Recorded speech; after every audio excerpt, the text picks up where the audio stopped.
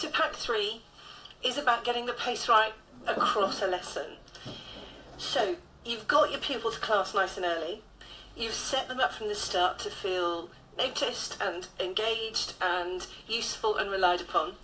You've supported their listening skills. You've drawn their focus to the key vocab, and you've kicked off with a nice, errorless, simple visual learning task. And now that will put you at about 15-20 minutes into the lesson. So what now? What next? This section is really just to give you one key message, which is that for every 20 minutes of class time, 15 or 20, and you'll need to use your instinct on any particular day because, you know, we all have bad days. So some days you might need to do this more frequently than others. But as a general rule of thumb, every 20 minutes or so in class, you need to introduce a change of pace. And the way to do this is to have a moment, a pause, to hit the pause button in different ways.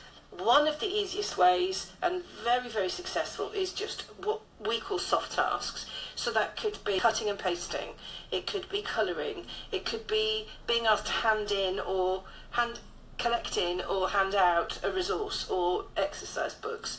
Or it could be taking a note to the teacher across the corridor with a very reliable peer partner. So soft tasks are a really good way of introducing a pause, hitting the pause button after every third of a lesson or so. The other nice way of mixing things up a bit for the pupil, really, really effective, is to introduce a sort of prep-free or relatively prep-free social communication activity.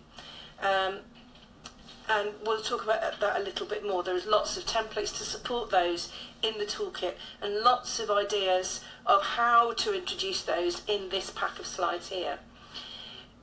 And it's all about remembering that this business of constantly having to marry up the bits of verbal information that you're able to hang on to and cross-referencing that with all the visual information and clues that you're getting just to get by, just to cope, all of that makes the day much more exhausting for the pupil with Down syndrome than for their typically developing peers. So those breaks are really, really important. But what's also important by top juniors is that those breaks in a lesson look age appropriate, that they don't look, that we're not getting CBeebies out on the iPad, that we're not, you know, taking them out for a walk necessarily, although that's valid at some points in a lesson, but that they look as age appropriate as possible. That those walks don't look like walking around playing basketball with a TA, but they look like going to run an errand to the school office with a reliable mate, for instance. The other key message there is that this means you absolutely shouldn't be feeling pressured to plan to differentiate the full 60 minutes.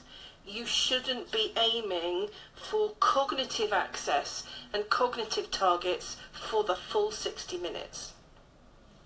Because it's not going to work. It's too much for you and it's way too much for the pupil with Down syndrome.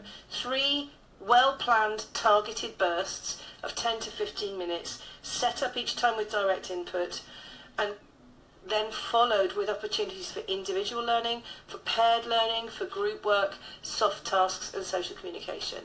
And that's the way forward. And so that's what you're thinking about in terms of structuring that lesson. There are ideas on these slides for simple soft tasks that you could introduce. And the good thing about these soft tasks is that if you're moving around a room, as in the photograph here, with a hole puncher, punching holes in your mate's worksheets, then that right there is a physical body break. It's feeling useful, it's raising your social profile, it's offering you opportunities for social communication as you move around the classroom. So it's scaffolding friendships, creating those little moments for friendships to start to be developed. It's boosting your self-esteem and it's extending the length of time in that class that you're then able to concentrate and focus. So it's the simplest possible way that involves no pre-prep. In this pack of slides are little cards which are part of the school toolkit which enable a drop-in moment for social communication. So imagine your pupil has worked with the TA, has done follow-up independent work, and is now either got to the point where they've put their hand up to say they're finished, or they are sitting very obviously struggling to engage with the work and not doing anything. Or they might be able enough to put up their hand and say, I don't understand or I need help. At that moment, you could drop in with more adult support, but why not pause here use one of these cards, ask a friend, show a friend, tell a friend, listen to a friend, drop one of those in and say either, well, you've worked really, really well, why don't you first, blue card, show a friend your work? Or you don't understand it, okay, why don't you, yellow card, ask a friend to help you, so that you can plan for a 5-minute break. And that 5-minute break is dressed up in disguise as still working, but working with a friend. Actually, what you're creating is a moment for social communication, is a rest and a change of pace, a change of focus, but it also, for the peer partner, gives an opportunity to them to hone in their understanding right down to the key message, their understanding of lesson content. So as long as you're not relying on the same peer partner every time, it does no damage, in fact quite the opposite, to their learning too. Other opportunities for social communication in the toolkit give you a really neat way in to sections of the lesson that would otherwise be very, very complicated with complex or analytical, conceptual content. So quite often individual written work, extended writing or group tasks can present a real challenge for the people with Down syndrome. And that's where either you say, right, let's plan for them to do something separate and distinct, which means that they're not part of the gang for that part of the lesson, or you come at it in a whole new way. So there are blanks for student surveys there.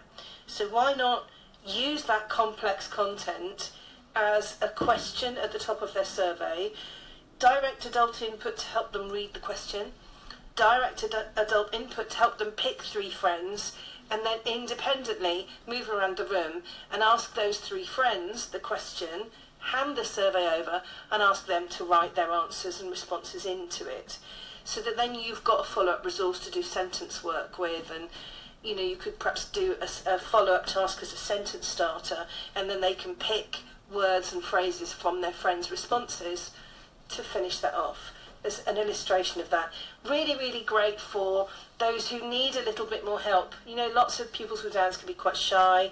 It's a lovely little conversation exercise to get them used to initiating those conversations. And it's a moment out of the lesson for those other pupils. So that creates a lovely little pack, change of pace, a soft task, a social communication, and you've then got a ready-made resource for a follow-on written activity. And the toolkit comes with a training pack which shows you ways of using all sorts of other templates within the kit as an opportunity for a social communication task. So there's some examples on this pack of slides, but you can look at that in more detail with the DIS toolkit when that arrives with you.